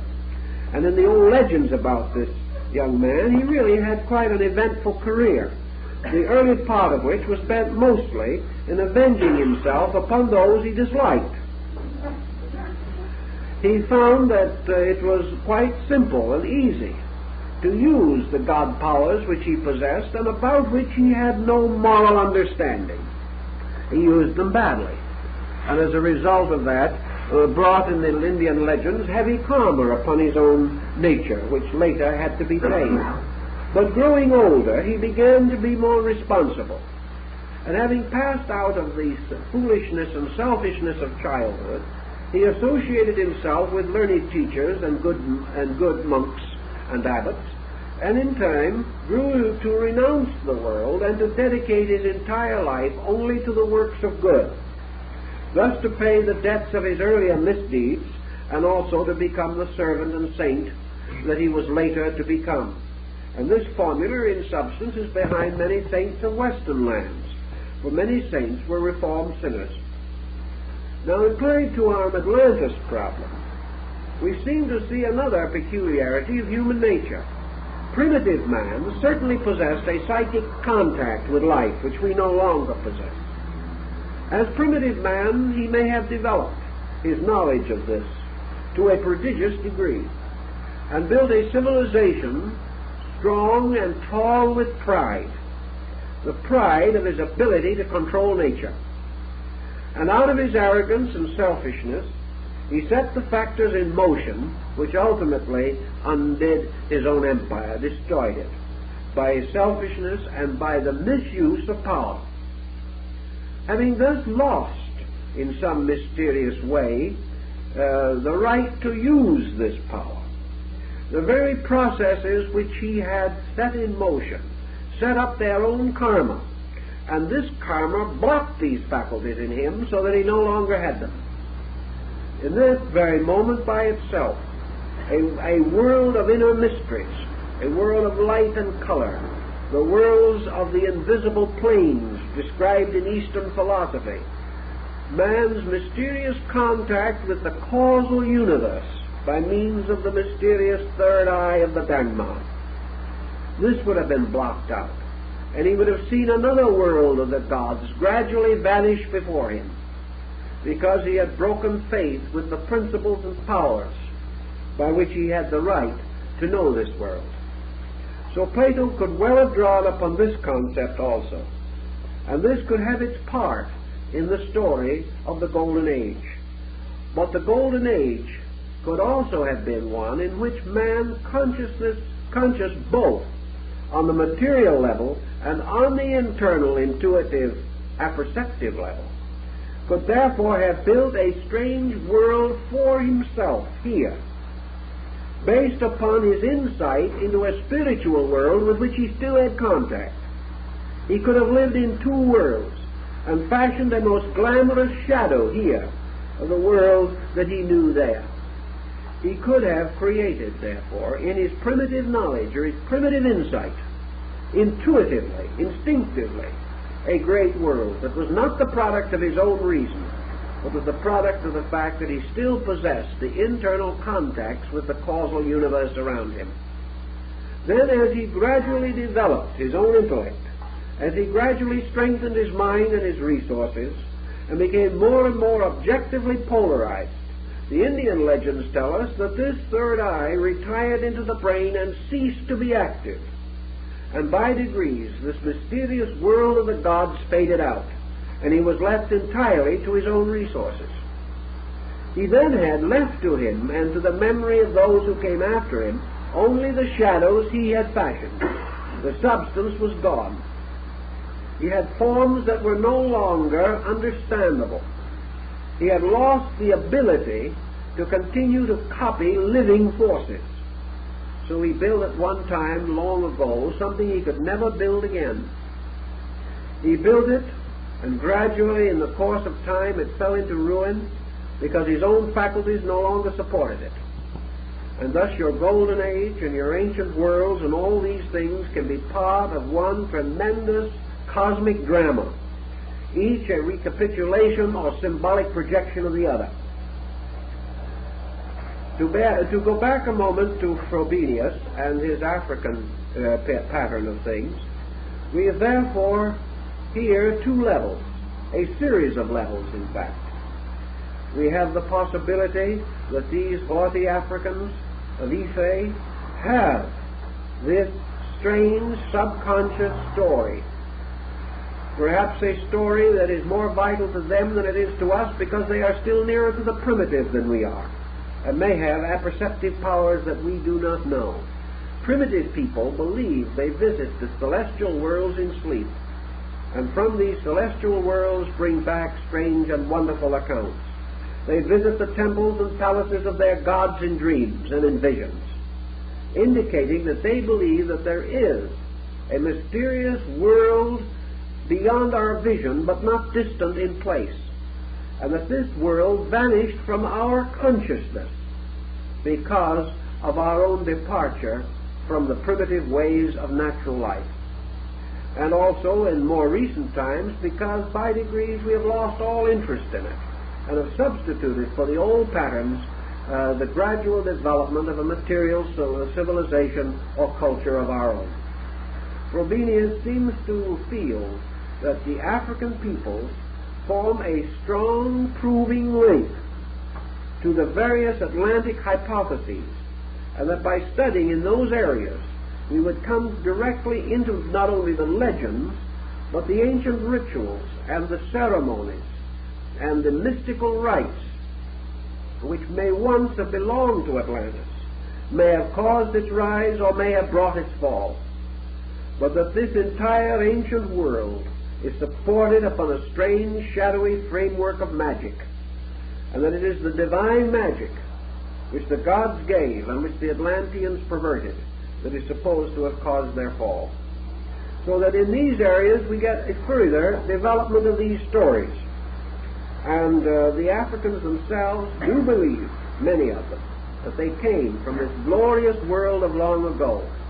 And if we are to search for it anywhere in the material sphere, it would seem to tie in to the broad concept of the Atlantic continent. And now we are 1 minute over time, so we're going to have to stop. With each other. The passing of this swastika symbol is certainly widely noted. Pottery designs are another stream, which including such devices as the swastika, certain primitive bird symbols, animal symbols, geometric forms and structures, seem to travel according to distinct routes through the mysteries of the ancient world. Another interesting migratory symbol is the bow and arrow, a primitive instrument of both defense and offensive warfare. And do not think for a moment that when we say bow and arrow that we are exhausting the theme. Even this simple device is susceptible of numerous types, kinds, and forms which are highly individualistic and which can also be traced. Now we know, for example, that we can trace the migration of the bow and arrow down from the Bering Straits along our own western seaboard. In fact, we can trace it practically throughout the United States. But for some unknown reason, when we come to the borders of Mexico, we lose it. Why did this bow and arrow not proceed down through the peninsula of Yucatan? We do not know. These people do not seem to have originally possessed this instrument, although later, of course, they became aware of its use. Their primitive instrument was the atlatl, the throwing stick, and this was their ancient and traditional weapon.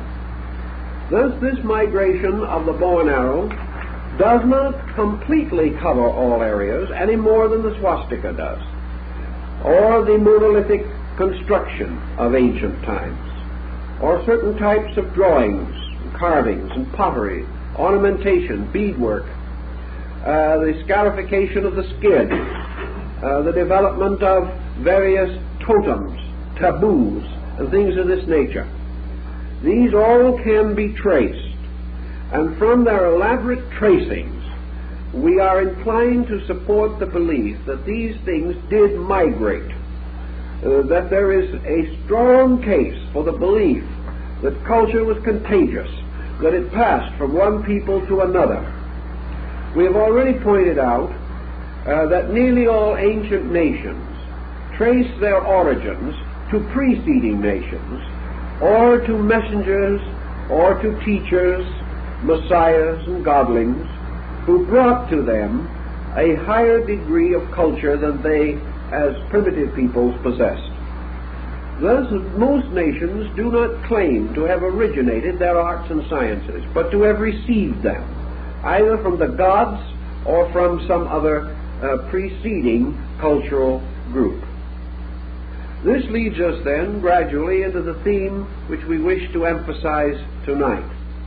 For we are seeking further evidence of the Atlantic migrations, the Atlantic philosophy, and the Atlantic symbolism. And we want to start with a consideration of certain areas covered a number of years ago by the African explorer, anthropologist, and ethnologist, Leo Frobenius. Frobenius did a tremendous work in quietly meditating upon the origin of African culture. He realized that he was in the presence of a very ancient people. He realized also, as historians have since noted, that he was privileged to know only the discipline and self-control. These strange peoples are not simply children of nature.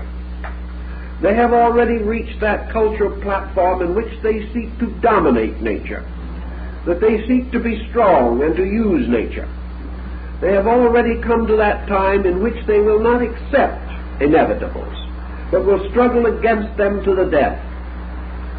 These people have always had a proud heritage, and among them also there has been an astonishing maturity of arts and considerable basic growth in sciences. These peoples have much more cleverness, much more astuteness than those other tribes which seem to belong to a simpler stock.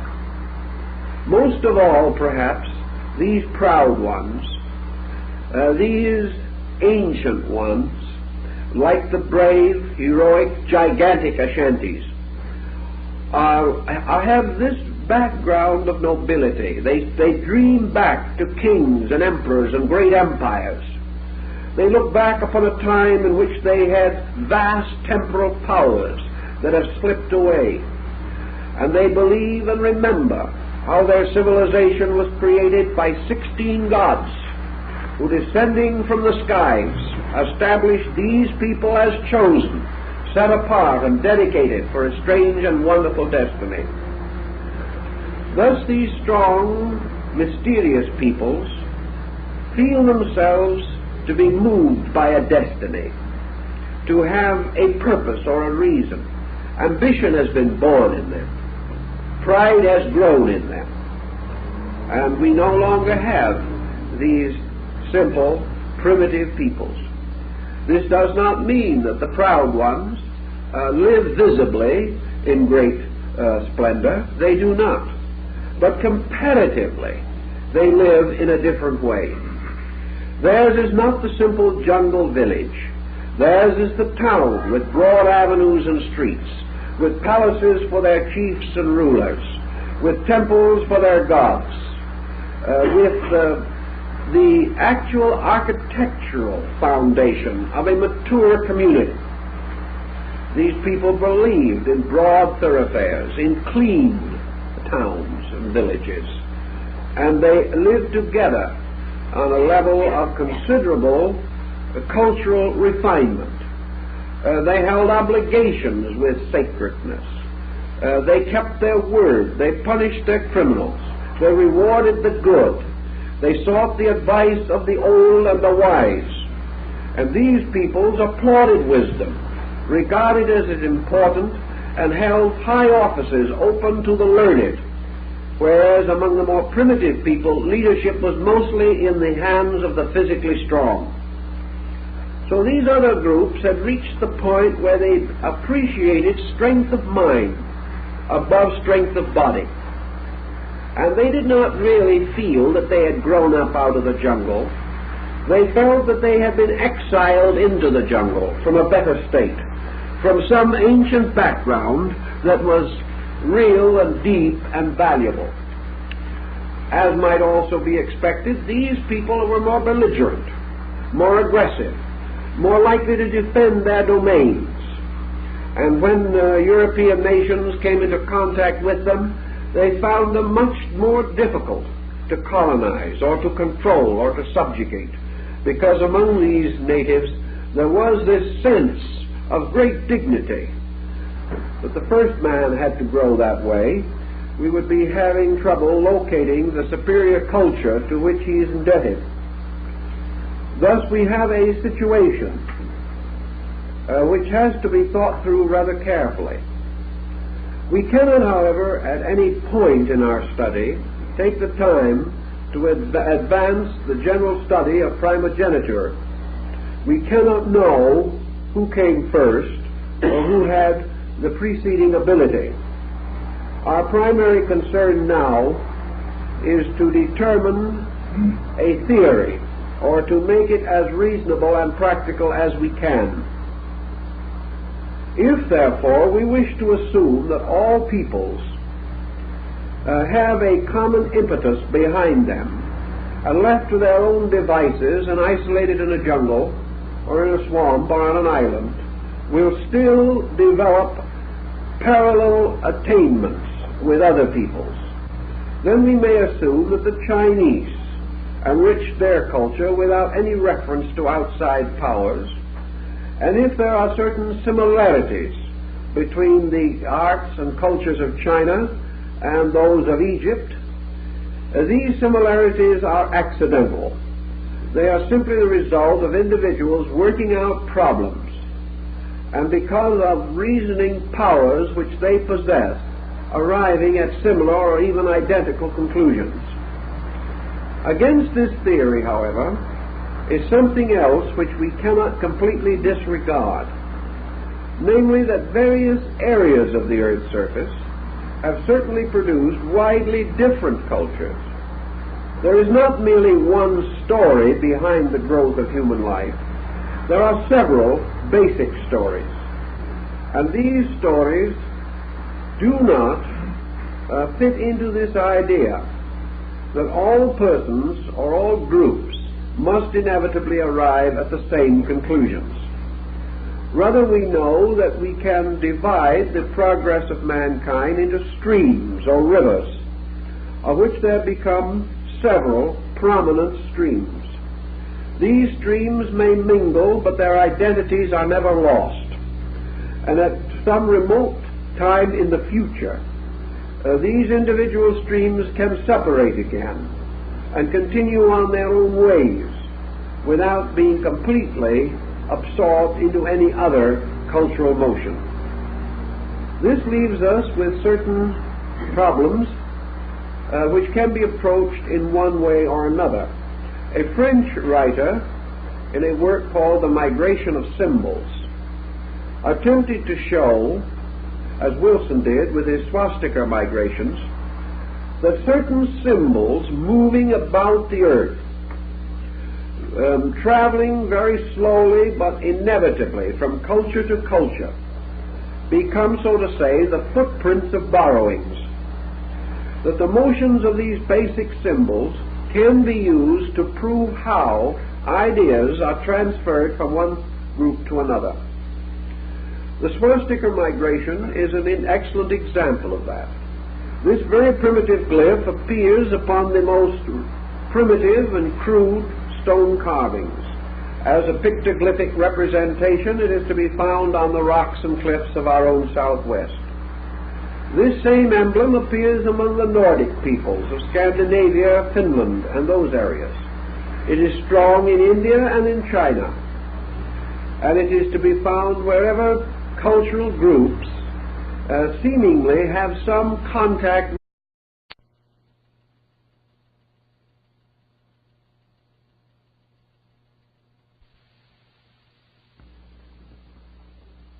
When we announced this series talk, one of our friends wanted to know how we could take 5 evenings to it, when really there seemed to be so little to talk about. Actually, there's more than meets the eye. And to make much of it intelligible and factual, we had to make enough digressions into related fields to need some time for clarification. So in proper spirit, we start this evening with a digression, but it is relevant to the subject. 2 theories have long existed as to how the cultural life of mankind spread throughout the world. The first of these theories assumes that the plateau of mankind rises collectively over a long period of time, that there is a universal evolution pressure that moves behind all peoples, pressing them forward, and that this motion has as its exceptions only a few groups of minor importance that in one way or another have been left behind or have been unable, through decadence or through the inferiority of bloodstream, to maintain the general pace. This would mean, at least theoretically, that throughout the world the mere fact that a nation or race comes into existence implies that were it solitary and alone, without contact with any other group, it would slowly evolve its own culture and would finally level off with the common culture of the world. There are many strong advocates of this idea, and it has quite an attractive appeal. We like to think of it also with individuals, that the person is moved by forces which, regardless of what he does, will ultimately bring him into the level of his kind, so that by the mere circumstance of birth he is destined for a noble place among his contemporary cultures. The second theory or attitude is that culture actually moves from centers, and that these centers form what has been called a symphonic cultural theme, that people after people, race after race, will be touched by a certain common motion contributed from centers of culture or from neighboring peoples, or by the rise of a particular group whose achievements will be spread over an area. Therefore, what we call the rise of peoples is actually the result of their coming into contact with other peoples, coming into contact particularly with cultures superior to their own. Now, we know this presents a basic problem, and if we wish to hypothetically assume the remnants of this people, that wherever you turn in Africa, you are in the presence of traditions, of legends, of fables and myths, of allegories and doctrines, and also of the most strange, bizarre, and extravagant symbols. And Frobenius came to the conclusion that there were 2 distinct African cultures. One of these cultures was apparently indigenous. It originated somewhere within the boundaries of the African area. The other culture was not actually indigenous, although it had been resident there for a very long time. He strengthens his position by showing that there are at least 2 basic concepts of life held in Africa. That these concepts of life are essentially irreconcilable, and that also these concepts represent distinctly different levels of social origin. One concept is considerably more exalted than the other. One concept indicates a greater experience background than the other. One, the more primitive, would be likely in the area. It would be consistent with the gradual emergence of a very primitive human type. A type gradually struggling its way through thousands of years to final adjustment with its environment. The other type shows a completely different background. One of the points that Frobenius makes is that the indigenous type is dominated and permeated with a strange, subtle humility. It is the humility of the child, the humility of the primitive, of that which is growing up in a world of wonder. And these simpler peoples have never come into conflict with their environment. They grow up truly, as he calls them, children of nature. They accept everything without doubt, with infinite patience, and if necessary, with mortal suffering. These people do not seem to have any grandeur in them. They do not seem to require it. They are certainly God's meat, and they have their own ways and their own happiness. They are not a miserable people, but they are a people of childlike disposition. Like small children, they can be difficult. Like small children, they can be headstrong. But underneath it all, there is very little innate sophistication.